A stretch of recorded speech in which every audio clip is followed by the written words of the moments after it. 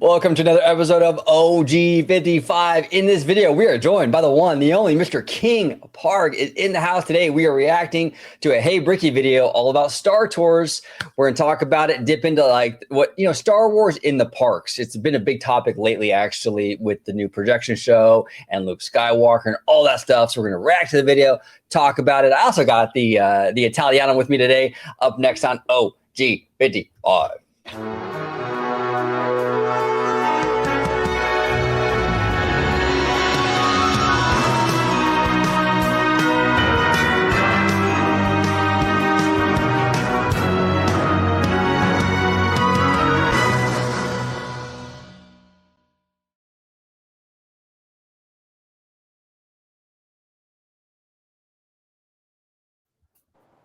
Welcome aboard, everybody, to another episode of OG55. We are reacting today to a Hey Bricky video all about Star Tours. But before we dive in, I want to welcome Mr. King Park back on the channel. King, it is always awesome having you on. Thank you for joining us again.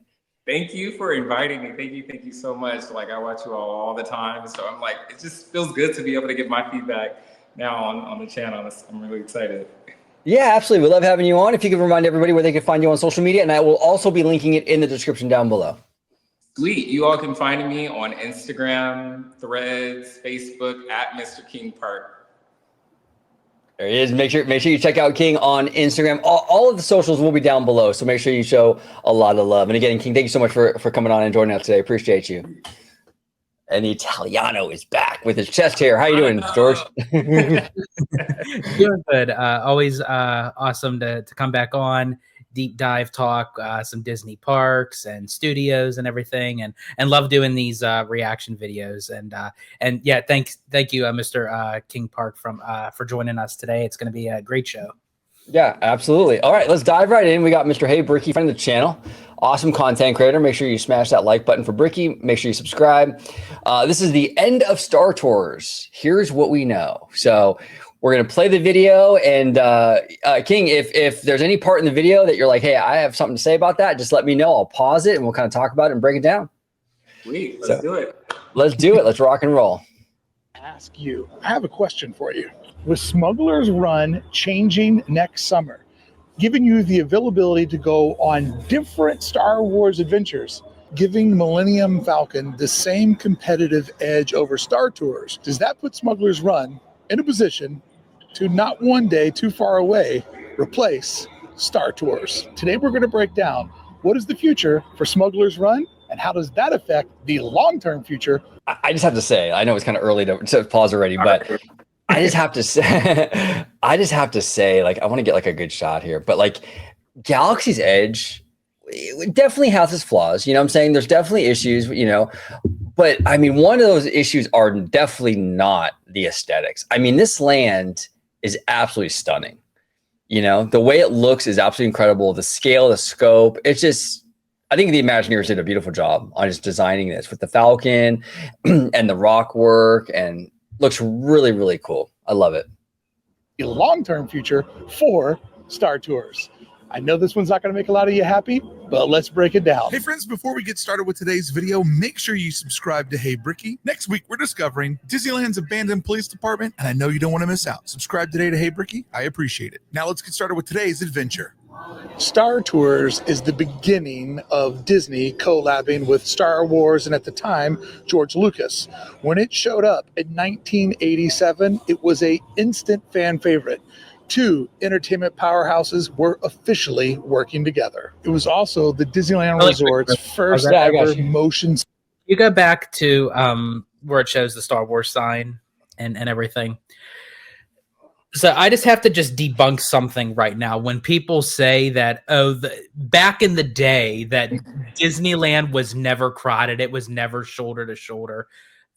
Lo and behold, the grand opening for Star Tours. Yeah, this is insane. This is absolutely insane. Yeah, the 80s were definitely like Star Wars decade for sure. Like, Star Wars was such a mega thing back then. It was huge, and to bring that to Disneyland was a brilliant move by Michael Eisner. Yeah, look at this. Absolutely insane.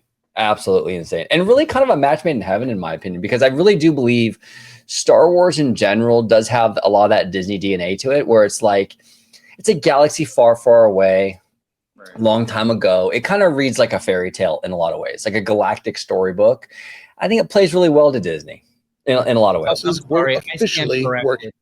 This scene right here is not for Star Tours. That's the line for the bathroom. Oh, that's true. Yeah, there you go. Absolutely. Together. It was also the Disneyland Resort's first ever motion simulator.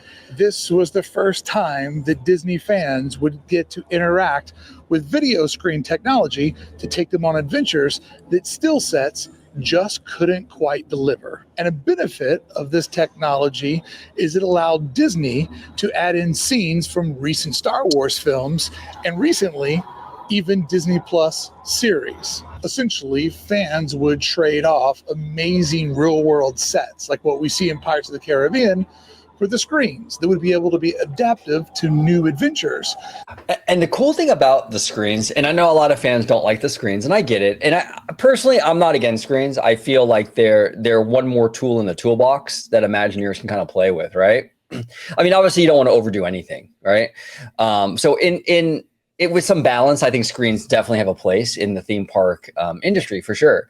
But the cool thing about screens is that it really opened up a lot of possibilities for Imagineers and even companies like Universal, where you can do space adventures and crazy, wild adventures now that you really couldn't do before. I mean, back in Walt's day, everything was sort of restricted to these physical sets and the physical animatronics and what have you, where now you can have that screen technology. You can go to different planets. You can fly around the galaxy. I mean, it would have been very difficult to simulate anything like that before the screen technology. But I'm curious, King, what are your thoughts on that in terms of like this, the Star Tours, the introduction of that screen technology, kind of what it brought to the theme park industry and what have you? Oh, it was huge because these attractions still stand up to today. I was literally just about to say that because you're able to be transported to different universes, it opens up, attractions, that we could even do today. So it's one of those things. I'm glad that we have Star Tours here. It's cool to be able to see that it's transcended this much. Especially at Disneyland, where it was, a lot of practical sets, and to be able to have this technology and to be able to use it in different ways, it's definitely, still popular.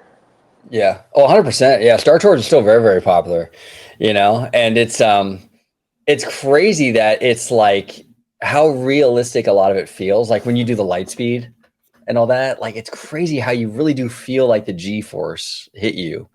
And you're just in a big box just going up and down, but the illusion is there, it's incredible. It really is. Totally. And you all know I'm a roller coaster guy, so to be able to get on an attraction and actually feel like you're hitting 6 or 7 Gs, which you probably shouldn't be hitting, but it's awesome. It's awesome. Yeah, exactly. Speaking of roller coasters, not to digress too far, but I was just at Universal Hollywood with George, and I don't know if you know Theme Park Wizard. Yeah. Yeah, he's a great guy. We were there the other day. I'm telling you, King, this Fast and Furious coaster, I mean, you're gonna love it. I mean, the track. Oh yeah, it's gonna be something else. For coaster fans, it's gonna be something else. Therefore, allowing Disney to. Oh, was that? I'm sorry.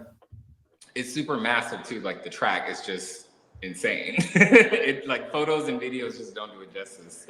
It's massive. Yeah, you hit that escalator and it just looms over. You're absolutely right. The pictures and the video don't do the justice. Like the track itself, even without the vehicles on it, is like awe-inspiring. You're like, oh my gosh, this is crazy, It's gonna be a good time. It's gonna be a good time. I'm too chicken to go on it. I'll be in the gift shop waiting for you guys. But created an attraction that could always bring guests back to deliver a new experience that was always uniquely Disney, but distinctly Star Wars. Smuggler's Run would show up when Star Wars Galaxy's Edge would open in 2019, and it would use this same concept, but in a much more immersive way. Instead of being in a crew of 36 people, it would be you and 5 of your closest friends that would get to pilot the Millennium Falcon. Therefore, for the first time ever, the guests. Sorry, Yeah, I had a comment on that one. yeah. What's up? I don't know if you all feel the same way, but I like the fact that Star Tours has more than 5 people, in a room. I feel like when it comes to Smuggler's Run, even though it is more immersive and you're a little bit more in tune with other people, it just seems kind of claustrophobic to me. Thank you so much. Yes, King, 100% agree with you on that. I am a very claustrophobic person, and this ride is definitely one of these attractions where it's like, okay, this is a little tight in here. Star Tours is a little bit. It's a bigger box, whatever room, whatever it is. It's bigger. There's more people. It feels a lot less claustrophobic and cramped. Smuggler's Run is rough. Now I'm okay on Smuggler's Run as long as it doesn't like a lot of times. Sometimes like it like stalls out, and then I get a little anxious when that happens. But yeah, I've had that. Right. I got stuck on Smuggler's Run before. So basically, where you have it paused is actually that's the cockpit. Wow. For Smuggler's Run, and it's in front of this huge, kind of like a 180 dome, so to speak. And when the ride is finished, you're on a platform that spins you around to get you off. So basically, when the ride is going, you're not connected to anything. You're just floating in midair. The only way that they could actually get you off if you happen to break down, as I said, which I was, you literally have to sit and wait in there until they can get the turnstile running again to get it back so you could exit off.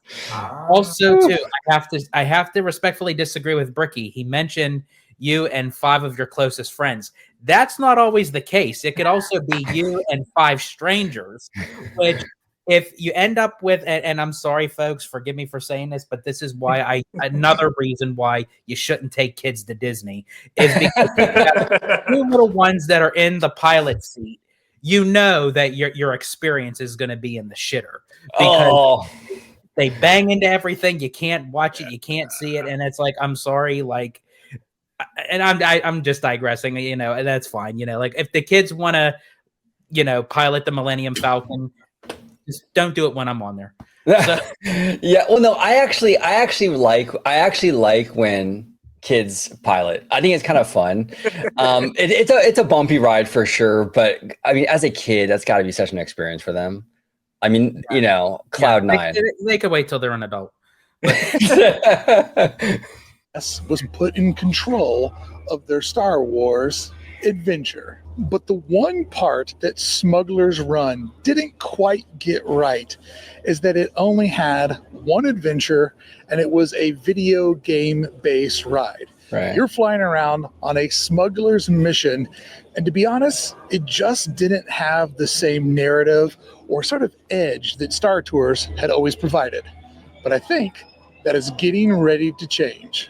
Because instead of being stuck on a singular mission that basically makes the attraction almost the same every time, Disney is now taking the marketing prowess once applied to Star Tours, and this time they're ignoring Star Tours, but instead applying it to Smuggler's Run. Disney bet big with Smuggler's Run. The guests would prefer interactivity over just sitting back and going on a Star Tour.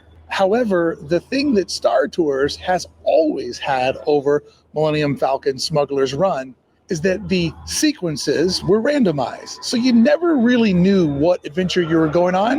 Yeah, and that's true. And one of the rumors I heard, and again, this is just a rumor, but is that whatever like engine they use, like this computer engine, right? With that generates the imagery for Smuggler's Run. It's apparently a really, really powerful computer system. And I guess it's not as easy for them to swap that out all the time like they do with Star Tours. Now, this land opened, in 2019? So it's getting a little up there. It's already 6 years old at this point. Maybe they've cracked the code. Maybe now they have the technology. They figured out the technology enough, or the technology has come far enough where it's a lot easier to kind of play in that sandbox now and update these scenes where before might have been a little bit more of a chore, now maybe not. I hope that's the case. Another thing on my wish list when it comes to the new Mandalorian scenes is I hope it looks a little less video gamey than the current scene, a little more realism or whatever. But I'm excited. I mean, I think it's going to change the game, but I don't know. We'll see. But you're always guaranteed one thing: where you would go would be familiar. It wouldn't be the Star Wars you never met before. It would be the Star Wars that you knew, the Star Wars that raised you. And even though on Smuggler's Run you could be a pilot, gunner, or engineer. Real quick, in regards to the Star Wars that raised you, it's kind of funny because I'm actually the Star Wars that technically raised me was the original trilogy, which I do love the original trilogy. It's awesome, but I'm kind of more of a prequels guy. I don't know. Like Hayden Christensen as Anakin is like one of my favorite Star Wars characters. I don't know. What about you, King? What are you? Are you an original trilogy? Are you more prequel, sequels? Where you stand? Or are you all of the above? Yeah. So you know what's funny? Funny enough, my first Star Wars film that I saw was I'm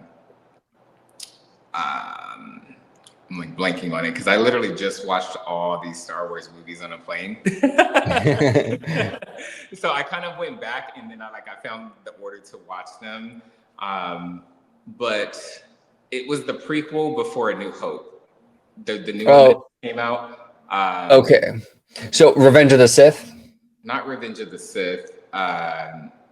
Rogue One. I see what you're saying. Rogue One. Okay. Yeah. Okay. Yeah. So I was like, what? Wait, what's going on? I know everyone has their opinions about Rogue One, but I'm like, I have to watch all of the other movies now. So then I kind of went from there and kind of segued back to, episode 1 and 2 and 3, and then kind of started. So I feel like as a newbie fan, I like to call myself the Star Wars franchise. They all kind of came and went, but I feel like they kept to the same narrative, if that makes sense. So it felt similar, but they all were different. So I don't really have like a favoritism towards either of them, but I do like that they did a lot of character building with that second phase. Yes. Cool. Yeah. What about you, Italiano? What are you? Are you more, because I know you're a 90s kid, so you probably grew up on the prequels, but that doesn't necessarily mean you're a prequels guy, but where do you stand?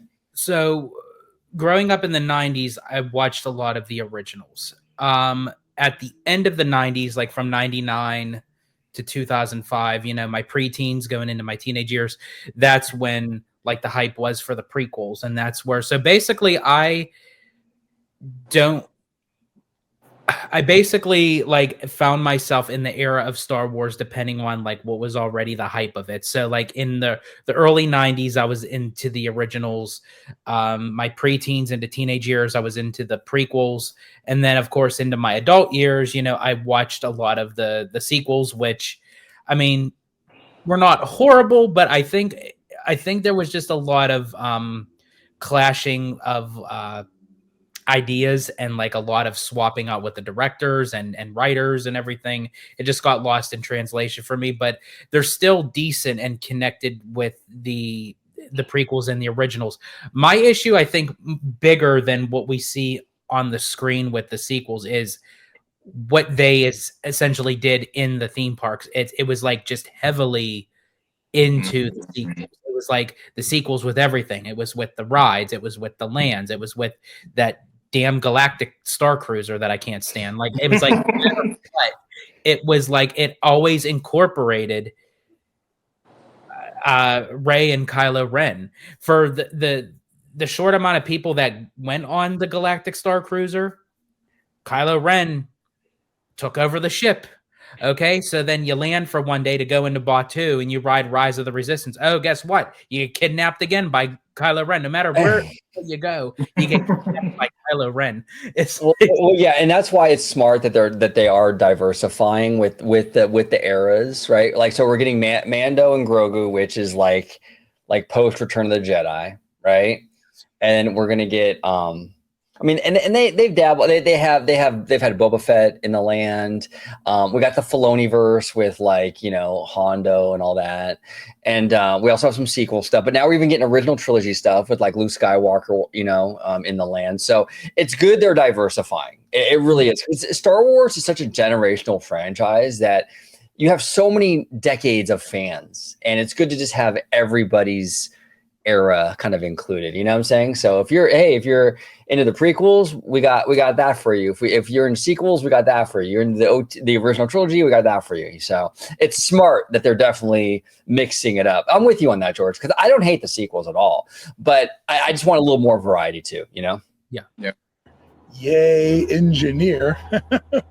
It did give you the availability to feel like you were finally flying the Millennium Falcon. The only problem was the destination where you went, it just wasn't that exciting. It wasn't familiar. It wasn't like getting to fly the Millennium Falcon through Cloud City. That is going to be possible next year. Yeah. And so really the feather in the cap for Star Tours is that it was always kind of evolving. Every few years, they would add a new adventure to it, especially as Disney would end up owning Star Wars franchise.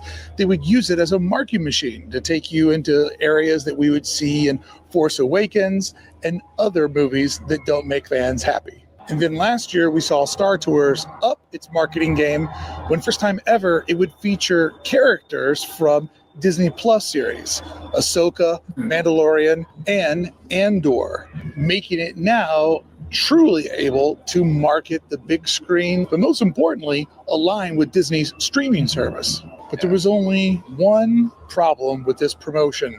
It didn't really draw in huge crowds, and the crowds that did draw in, they didn't last long. Nearly every time I've been at Hollywood Studios and I have walked past Star Tours there, it has been a 5-minute wait. When they just dropped those characters, So to Bricky's point, I can agree with that. You know, if I see Star Tours being over 30 minutes, Oh yeah. I know with the magic keys, like I literally will walk past it, or I'll wait until like doesn't mean it's not a great attraction, but as far as popularity goes, you know, if it's a long wait time, I'm definitely skipping. Oh, 100%, King, 100%. Like 30 minutes, 40 minutes, I'm walking right by it. You know, I'm not waiting that long for it. So yeah, that's a great point. And you mentioned Magic Key. I think that there is an element of that to the equation. I think like we're locals too. So like we've been to these parks so many times, and you know, you kind of lose your motivation to sort of wait in these lines now. You know, I have over the years. I'm like, oh, God, 30 minutes. I don't know. I don't want to do it. You know, George, 30 minutes. Are you doing Star Tours? Or are you walking right by it too? Because you're a local now. No, it's funny because I was there for the opening day of Season of the Force. There were times where actually the wait times hit 55 minutes for Star Tours. Oh, wow. Which was surprising because on a regular day it wouldn't. But I think just because they for the kickoff for Season of the Force, they just don't do just the same ending over and over again, which thank God, because I was really getting tired of the space whales. Like I was so sick and tired of seeing them. So now they kind of reverted back, and now you got randomized endings, even from like the prequel days and bringing out Darth Vader and everything. So I think just with the popularity of knowing they were doing that, I think a lot of people, the demand for it, people were getting in line. But to answer your question, OG, would I stand in line for 30 minutes? I was actually passing. Now, this has nothing to do with Star Wars, but I was passing the Alice in Wonderland dark ride. And I was with a friend in the park. And I told her as we were passing, and I said, oh, you know what? It's been a minute since I've been on Alice in Wonderland. And she said, well, do you want to see how long it is? I said, yeah, while we're here, let's go check it out. So we turned around the corner and we saw it was a 35-minute wait. I was like, nope, I'm good. I'm telling you, George, you're becoming a local, man. You are becoming a local for sure. And to be The two fair, friends were able to. Pretty soon you'll be just like me, George. Just walk around and eat and drink the whole day. Pretty much that's all I do. I actually don't ride Smuggler's Run through the normal queue. I always use the single rider line, so I don't know if that's a good thing or bad thing. I mean, that makes sense. That makes sense. How, and for single rider, you get on pretty quick, like with 15, 20 minutes maybe? Typically? Less than that sometimes. The times I've visited, I've been waiting more than 10 minutes for single rider. I mean, you always usually get the engineer spot. Yeah. That's the only caveat, but it's definitely a quicker way to get on. Yeah, interesting. Ride the ride over and over again so we could experience all the sequences. We never had to wait once, and it was the week those new characters had just dropped. And Star Tours here at Disneyland often has a pretty short line. And I don't think it's a coincidence that each park that has a Star Tours is also the parks that got a Smuggler's Run. And so the trick that had always been Star Tours' saving grace just didn't bring in the audiences like it had before. Could it be the guests now just see it as an antiquated attraction? And whereas things like Pirates of the Caribbean and the Haunted Mansion will never go out of style because they're classics, the problem with technology-based rides, technology is not classic. It's always evolving. It's a moving target. And technology that was really cool in the 80s starts to look long in the tooth in the 20s. If Star Tours has lost its appeal and ability to be a strong marketing device, has it lost its place in both parks? Hollywood Studios, as we know, has just said goodbye to... Well, it's interesting because I think right now the biggest selling point for Star Tours is the fact that you can swap out those scenes. And they're randomized and you swap them out and you can experience, right, the different adventures. I mean, that's pretty much the selling point. And without that advantage, like if you can do the same thing with Smuggler's Run now, you know, where they are, you know, randomizing it or swapping out the missions pretty regularly, I mean, there's not much incentive to have that attraction stick around. So it'll be kind of interesting. I was upset when they removed Captain Rex. I absolutely love Captain Rex. I think he's an absolute national treasure. He's so adorable. But I'm glad they moved him into the Ogre's Canteen at least. At least he got a new job. So I'm happy for that. Well, and to your point, if they would have kept it the original Star Tours with Captain Rex, which don't get me wrong, classic. I love that rendition, and beautifully portrayed by Paul Rubens, who unfortunately is not with us any longer, but hell of an actor. But I think if it was still the original, Star Tours would have been gone long ago. Yeah, probably. Yeah, absolutely. Muppets to bring in a Monsters Inc. land. And Star Tours sits right on the edge of that plot of land. Next to it is a bizarre eatery, and then around the bend is the Indiana Jones stunt show, which I also think is a little long in the tooth. As Disney is battling to win the Florida theme park wars, it's not impossible to think that their Star Tours at Hollywood Studios, that's just a few steps from Galaxy's Edge East, it could be something that's on the chopping block in the near future. And then let's talk Disneyland. Disneyland's Star Tours is inside of Sorrowland. I mean, Tomorrowland. And of course, Disneyland's Tomorrowland, it's got to get updated at some point, right? I'm praying in the next decade it has to get updated. Like, it can't stay broken forever, right? Right? I'm asking, I'm not telling you.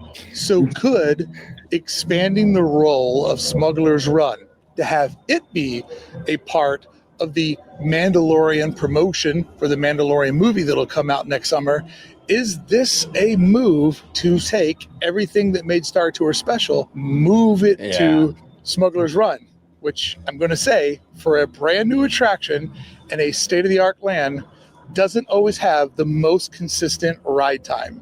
There are and that's the thing too, is like Disney is starting to look at a lot. There's some franchises on the horizon now coming out in theaters that have the potential to do a lot of money, right? So you have Fantastic Four, which I think will hit $1 billion. I think it looks really, really good. That franchise is perfect for Tomorrowland. You know, they're doing the meet and greet. They announced the meet and greet over there in Tomorrowland. We might eventually get an attraction in Tomorrowland based on Fantastic Four. That would be awesome. But we have Fantastic Four. We even have this live action Lilo and Stitch. movie coming out in May. Now, typically, I'm not a huge fan of live actions, but there are some of them that I actually really do enjoy. But this one in particular, I feel like everyone's kind of on board with this one.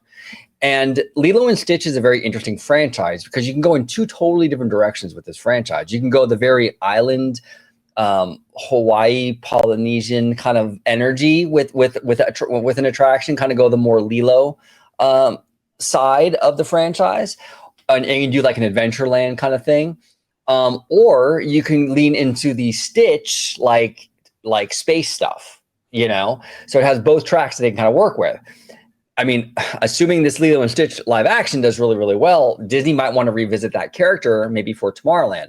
Maybe not necessarily, you know, like a rehash of Great Escape, but maybe some sort of dark ride with Stitch or what have you. So they have Stitch potentially, and they have Fantastic Four. Possibly Is there Elio? Yeah, I mean, we don't really know how Elio is going to do. Right. That's a great point. Elio is an original movie coming out from Pixar, which looks really, really cute. We saw some footage at D23. It looks really cute. So they have some franchises right now that have the potential to sort of be these big money makers for them. Is there the need necessarily anymore to have Star Tours? And especially when you have a 14-acre Star Wars land, I don't know. I think Bricky makes a good point here. I mean, maybe it's the end of Star Tours. We'll see. But go ahead, George. And that even falls into the same argument with Walt Disney World. And I even thought of that before even considering with Disneyland, which it does make sense. But when you walk into Hollywood Studios and you go by you pass Echo Lake and you go by the Indiana Jones stunt show, and then there's Star Tours, and then literally if you bank a right hand turn past the Muppets Courtyard, there's the one of the entranceways into Galaxy's Edge. And that to me just never made sense, where literally not only is it in the same park, but they are literally a street and a half away from each other. And I never really understood that. And then with, as Bricky had mentioned, with Indiana Jones stunt show, yes, it was a opening day show to Disney MGM Studios at the time. Yeah. But I mean, that's a big plot of land right there, that if you remove the Indiana Jones, the Star Tours, the eatery, you clear all that space up, you could have a whole new land. You could. Here's the thing though. I've only been to Disney World one time about a year and a half ago, but I will say that I really did enjoy the Indiana Jones stunt show. It felt like old school Universal Studios to me. Oh yeah, absolutely. Yeah, I really enjoyed it. Great show. Yeah, it definitely is a great show. I'm just wondering how, for the demographic, I'm wondering how much longer that show's going to last. Yeah, the normies probably want something new and something a little bit more on the side of like more of like an attraction or something like that. Absolutely. Times when this thing is a walk-on, which is crazy because that's never the case with Rise of the Resistance.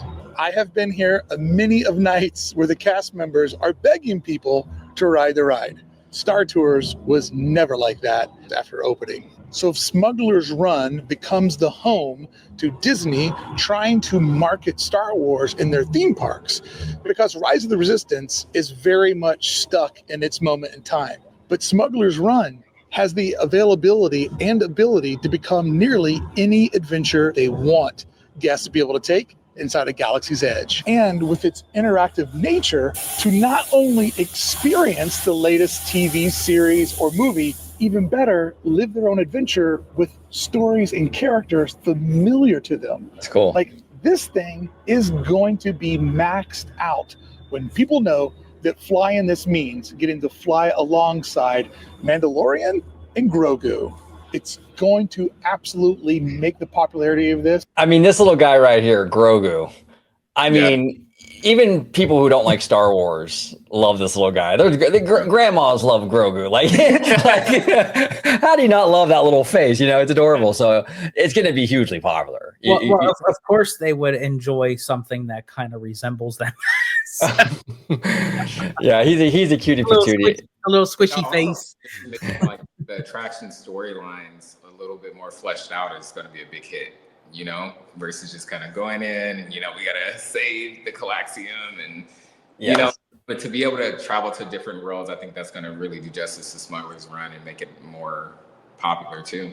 Yeah, no, well said. Absolutely, I agree. Cool. And that's that's the other thing I wanted to touch upon. I think that's not even just the complexity of Smuggler's Run and like the type of ride system and that we were talking about, that you could only fit 6 people in at a time, and the claustrophobic, but just the mission itself. Like when you think of Star Wars, I want to go into the Millennium Falcon for battle. Like I want to go on and like I want to save somebody. I want to like blow up shit. Like I don't want to go and have to get like canisters of coaxium. Like I mean, come on, like that is like the lamest thing that they could have ever came up with to ride to drive the Millennium Falcon. Well, and there's and there's so much potential here, right? So you do the Mando and Grogu thing, which is gonna be a huge hit, right? The normies, everyone's gonna love that. But you can even go old school. You can do original trilogy if you want to do like original trilogy stuff and have like some sort of Han Solo adventure. I mean, him and the Falcon are like I mean they're basically one. I mean that would be incredible. I mean, there's so much potential with what they can do here. Do you remember? I forget which original film it was, but where the Leia, Han's, Chewie, they were in a belly of this like space creature, or like in the mouth of one, but they didn't know that it was when they stepped out of the Millennium Falcon and they thought it was a planet. They didn't know where they were, but it was inside the mouth of a monster. Like that would be really cool to reenact with the Millennium Falcon, or going to Jabba's fortress. Yeah. Cool. Yes, please. Absolutely. All of the above. I would love that. we need like a Jabba's fortress bar or something, I think, that'd be fun. 10x for quite a while. And this ride is absolutely state of the art. When they built this attraction, they basically put in multiple turntables. Oh, that's crazy. Okay, so this is what George was talking about. Hold on one sec. They built this attraction. They basically put in multiple turntables. So that's what it looks like, huh? Yes. So while you're rotating on the turntable, if it is away from where you get on and off, and just to say it happens to break down, you're sitting in nothing. Like you're in air. Wow. Yeah, so they're like little mini, like almost like little mini Star Tours pods. Mm-hmm. And you go through. I mean, that's great. Those things are tiny. Yeah. Yeah. Wow, that's weird. That is really, really weird. Okay, interesting. I don't know if this footage makes me feel better about going inside one or less. I don't know. So basically, now you see if you look on the left side, you see the back part. Yeah. So it's basically in a way like an oversized, like how they're going to do the Kuka arm with the Stark Flight Lab, where it connects and disconnects. That's what Smuggler's Run does. It connects you back into to get on and off the attraction, but while you're in motion, you're disconnected from everything. Wow. That's incredible. Wow, that's interesting. All right, here we go. So at any time, there are several cockpits spinning around, going on their own adventure. Sure, Star Tours holds more per vessel, but it takes so much longer to turn over a group. This was built to last, and I think this next evolution is going to make sure that it does. So with the somewhat fading popularity of Star Tours and Disney's massive investment in Smuggler's Run and really Galaxy's Edge, which so far has gotten me think, because you mentioned something earlier about one of the issues that they may have hesitated with doing this with Smuggler's Run as opposed to Star Tours is because the complexity of the technology to change it in and out and everything. Right. And I do believe Imagineer Scott Trowbridge even touched upon the technology, that they said that they're close, but not fully, but they're almost there. I think he mentioned something like that on the Imagineering story, which, by the way, you can watch on Disney Plus. But what if Disney, for how many pods and screens that they have on the turntable, what if they did a mission per pod? So as it rotates, you don't know which one you're going to get, but that way they won't have to constantly change every single one out. So Right. one pod would be dedicated for Mandalorian, one pod would be dedicated for something of Ahsoka or what have you. One could be Cool. dedicated to Han Solo and Chewie. You know, like you could have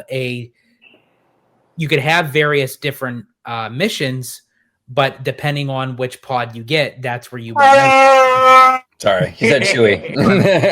You said Chewy, but that is a great idea, George. Absolutely great idea. Like you know, you can even just have maybe 2 or 3 missions, but have them kind of like, yeah, each pod has like a different one or whatever, and that'd be cool. And I could see them doing that. I mean, I could definitely see them doing that. That's probably eventually the goal, I think, for them to be able to do it. Where they, whatever show you know, Star Wars has out at the moment, or whatever movie or trilogy, they can put that stuff in there. So if you have a show and a movie out that year, you can do, well, your idea, George. One pod is the movie, one pod is the show, and it alternates. So, and dare I say, once they do this change, like when the opening of the Mandalorian film, you know, comes out, and it's going to simultaneously open with the change of Smuggler's Run, I honestly, and I could be wrong, but you know, like how they change out Soren, you know, like for Food and Wine, you know, they do the original Soren over California. Then once Food and Wine is over, they revert it back to Soren around the world, which I don't understand why they even have that in California Adventure. But, you know, that seems like it's more Epcot to me, but, you know, it is what it is. But I can't foresee them putting something this hyped up and popular, especially if the film does well, and put this in Smuggler's Run just as a, I don't want to call it limited, but like a limited time, but I can't foresee them ever reverting it back to just the coaxium mission. I really see that this is like the starting point moving forward, that they're just going to keep adding, not subtracting. The start of something new, like High School Musical, the series on Disney Plus, George. Ding. No, no, but actually, that was a pretty good. Actually, I like that series. Actually, it was pretty good. Yeah, it was good. I enjoyed it. But what do you think, King? What do you think about that? Like in terms of like, you know, do you think they're ever going to go back to coaxium, or do you think this is the beginning of new things for this attraction going forward? Oh, definitely new things for this attraction. I think it's similar. Like if they could do it similar to how Mission Breakout is, how every time you go in, you know, it's a different song, and it also is a different drop sequence too. True. It literally will keep you coming back to that attraction. And if I, you know, walked into Smuggler's Run, I'm like, oh, I'm going to meet, you know, Grogu and Mando, or, you know, if I'm going to see Yoda, or if I'm going to see, it just kind of keeps it going. And then you can always just switch it out. But by keeping it static, I just don't see it lasting, you know, Galaxy's Edge. Yeah, completely agree. Once they let the genie out of the bottle, it's you can't put it back in. Like now people are going to expect new missions, new adventures, new characters. So, yeah, interesting stuff. A bit of a lukewarm reception could making this the big marketing adventure machine for Star Wars fans a way to solve some of the problems with Galaxy's Edge.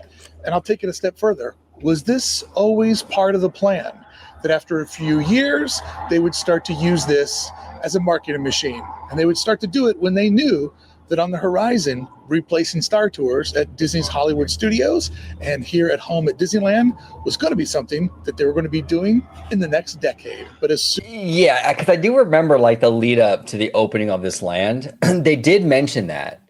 That they wanted to have this attraction have multiple adventures. And I think that was one of the reasons why fans were getting kind of upset, was because we never got those other adventures. You know, so I think they've always had this desire to sort of do that and be able to swap these things out.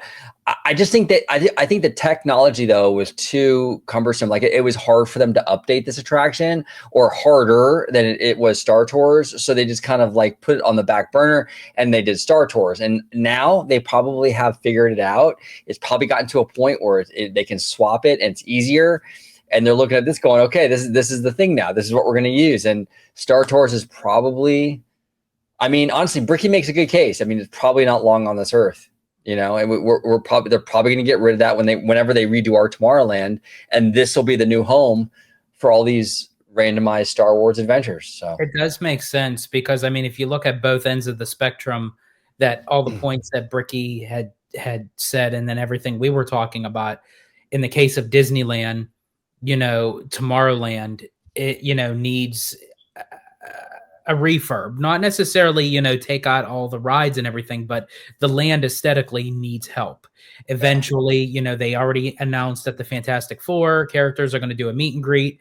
We know Disney just doesn't do that on a whim as a coincidence. They beta test those things where, depending on how well the film does, which I think we're all in agreement that we think that it's going to do very well at the box office, that there's going to be an even bigger presence of the Fantastic Four at Disneyland. So that can assist with, the removal of Star Tours. And then over at Walt Disney World, basically Hollywood Studios is getting like a whole like facelift of because I mean, for a long time, it's been having an identity crisis. To say the least. They're getting the Monsters Inc. land, they're getting the Little Mermaid show back in a new way. They're having the the villain show. Muppets is moving over to Rock and Roller Coaster, so there's just a whole lot of changes to Hollywood Studios. And, we're already anticipating them announcing something to replace majority of the animation courtyard section. But before they do that, they may look into the area of Star Tours and the Indiana Jones stunt show. Yeah, we'll see. Interesting stuff. Soon as I saw New Tomorrowland, like gut it, just give us something fresh. But didn't they actually say that they're going to be making updates to Buzz Lightyear Astro Blaster? Did I read that somewhere, or is that in Florida? Yeah, no, you did. No, yeah, they are, but yeah, only in Florida, which is interesting though, King, because why would they update? Why wouldn't they update Disneyland's version? And we were kind of George and I were talking about this on the phone one day. We're like, does that mean that they have maybe bigger plans for our Tomorrowland, like something totally different? Because that's interesting. So, because usually they include Disneyland in that, and it was weird they didn't. So yeah, we'll see. Because right now, Fantastic Four can't be put in Magic Kingdom's Tomorrowland because of the licensing agreement with Universal. But it can at Disneyland, and that might be why our Buzz Lightyear isn't. Maybe they won't keep it. Maybe that side will become Fantastic Four. Who knows what? Very interesting, though. They left Disneyland out of that update. So, yeah, I agree, King. I think there's something to that. It's interesting. We'd be able to fly the Millennium Falcon to 3 destinations, familiar destinations. That made me think, man, oh man, if they give this ability to Smuggler's Run, it's over for Star Tours. It has lost every competitive edge that it has, other than nostalgia. And look, I'm never one to downplay the power of Disneyland nostalgia. However, are they going to let that nostalgia get in the way of retransforming Tomorrowland into something different? Are they going to let that nostalgia get in the way of keeping an awkward little corner of Star Wars just outside of Galaxy's Edge over at Hollywood Studios? I mean, maybe, because that exit where you see Buzz Lightyear. And I think kind of the ultimate test for me, and I'd love to know your opinion as well, is I kind of have wrote this attraction off. Like, it's on my list of, sure, I'll do it when people are in from out of town that really want to do it. But I distinctly remember being a kid and sitting in that. Is that kind of where you're at with it? Like, you kind of just do it when you have people with you that are kind of like, you've never been up before and stuff like that? Yeah, or take the single rider line. Yeah, there you go. Exactly. A hatchback of my mom's car because she was not a responsible woman.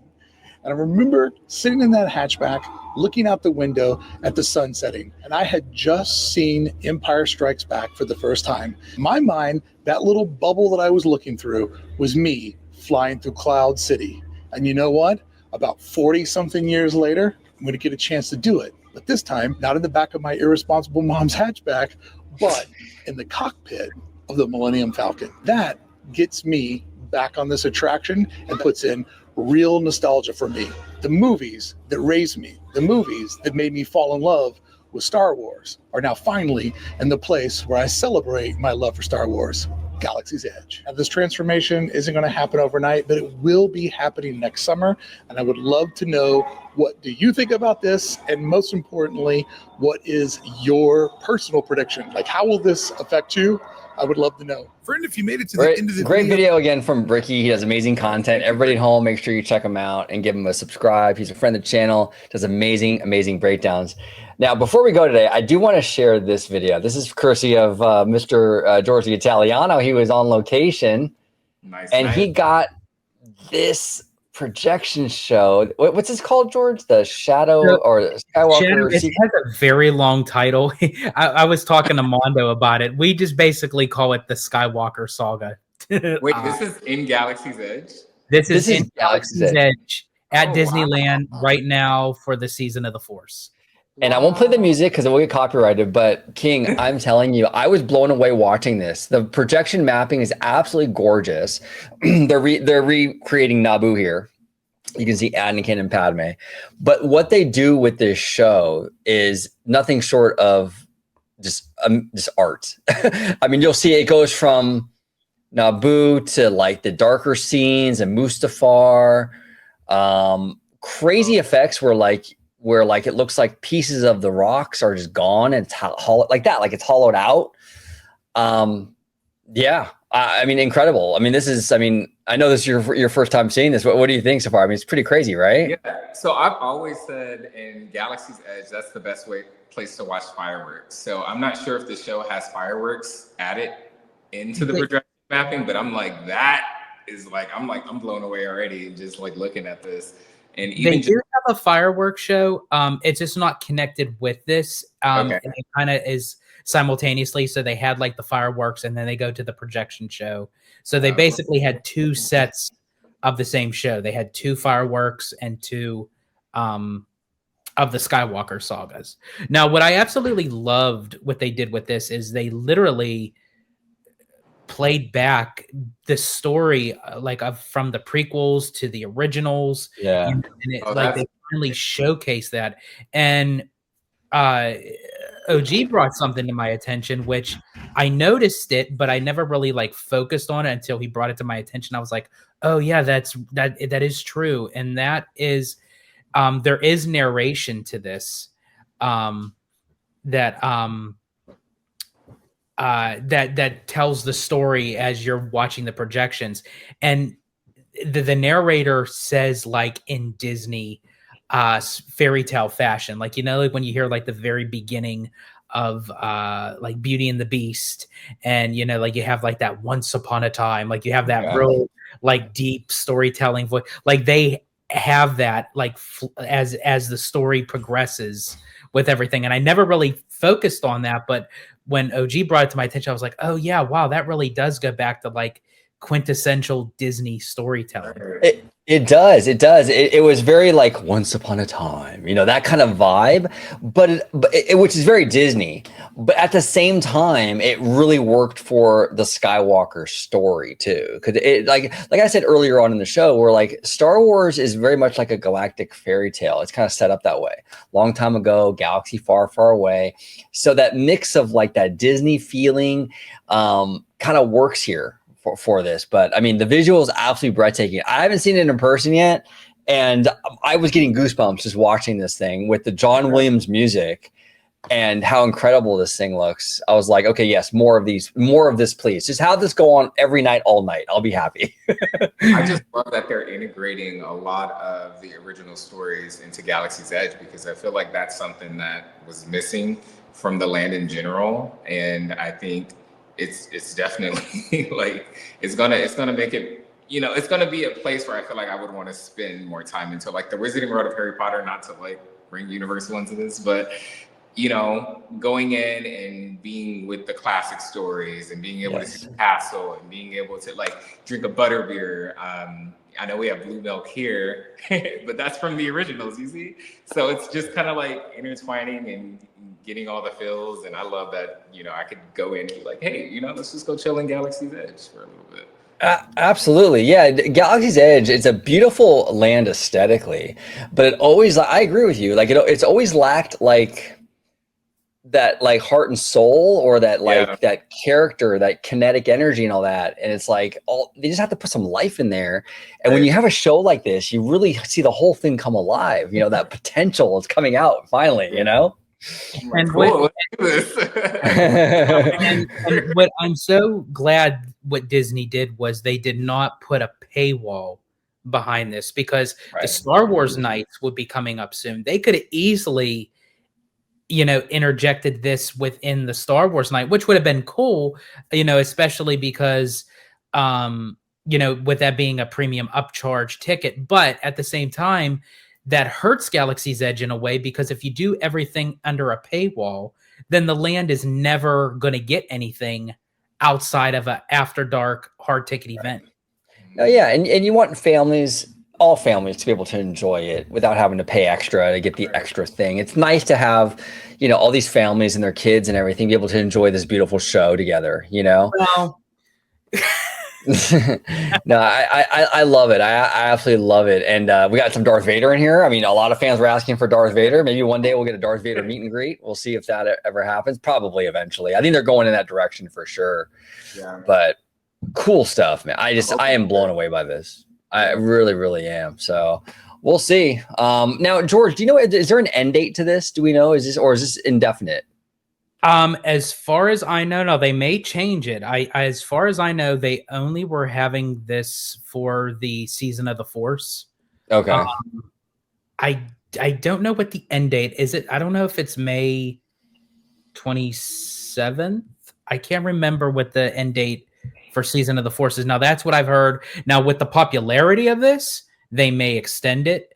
Or me personally, I think that they should just keep this as part of Galaxy's Edge. Yeah. I don't see why that they wouldn't, because another smart thing that Disney did was, while you could be on Main Street enjoying Wondrous Journeys or dare I even say Mickey's Mixed Magic, for all of you who do enjoy that, if you're in Galaxy's Edge, you could be getting a completely different storyline tied with different music, but also it could be interconnected with the fireworks and the pyro and everything. So the fact that Disney offered that to us, with the what was the one that they kicked it off with, the moon or whatever it was called, the Star Wars show that they did. I can't remember. I can never remember the name of it. Was it? But anyways, I know what you're talking about, because I had literally went on the app and I'm like, what is this?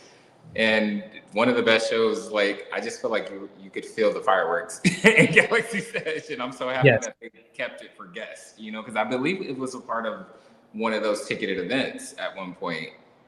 Yes, and they just kind of like encourage. So, I mean, the fact that they already showcased this to us, I mean, I would just keep it. Yeah, I would keep it. Yeah, it's beautiful. And then when everyone lights up their sabers and stuff, it's a beautiful moment, So interesting stuff. And speaking of Wizarding World, I think it's Butterbeer month, isn't it? If I'm not mistaken. it is Butterbeer month. Yes. That's it. And I actually get to try Butterbeer ice cream for the first time. I'm going to see if I can make it out there to do that. I've never had it before, so I'm really looking forward to that.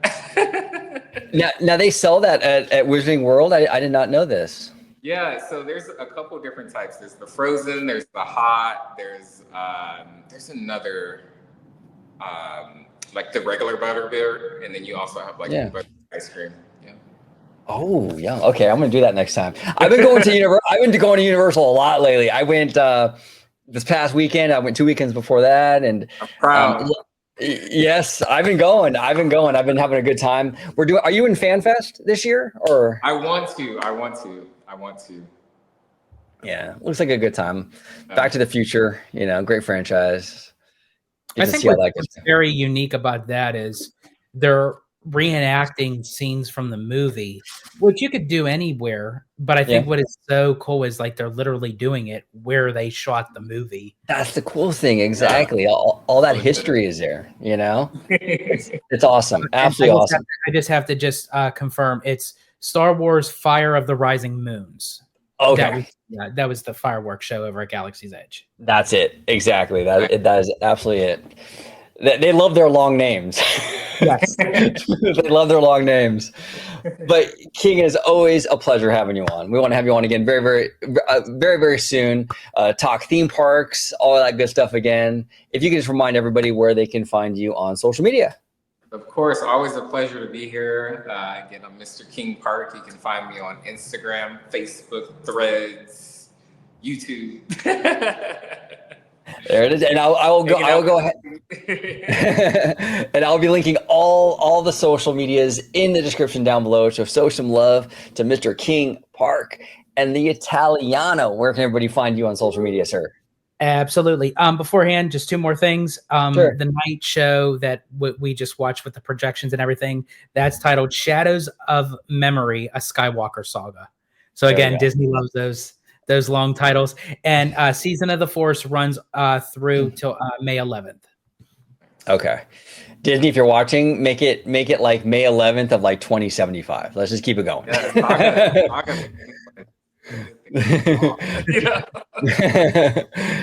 it going. You can find me on social media on X, formerly known as Twitter, at Disney George. You can also find me on Instagram, Threads, and Blue Sky under the Disney Italiano. And of course, you can find me right here on my home base on Orange Grove 55 with Citrus Corner, with all that sweet, juicy, but sometimes sticky Disney news and info. And also check out my new YouTube channel, Citrico Central, sister channel to Orange Grove 55. And actually the footage that was shown today is actually on the channel right now. I actually covered the first day of Season of the Force. So if you want to check out the video in its entirety and also a lot of other good stuff on there, Citrico Central is the place to be. Yeah, it's like on location stuff. And George and Mr. Theme Park Wizard and myself, we did like a talk like this basically, but at Universal, at Moe's Tavern. Hilarious, so much fun. We had probably too many beers, but it was a really fun time. So that's on that channel. Check it out. Wit Wizard's a friend of the channel. He's a funny dude, and George, right? That video is something else. It's really good. It's really good. But yeah, he was really wild with us, but we had the drinks, he didn't, but we all. That's true. That's true. That's very true. Thank you so much for watching this episode of OG55, and until the next time, see you. Thank you for watching OG55. If you aren't already, consider becoming a member today.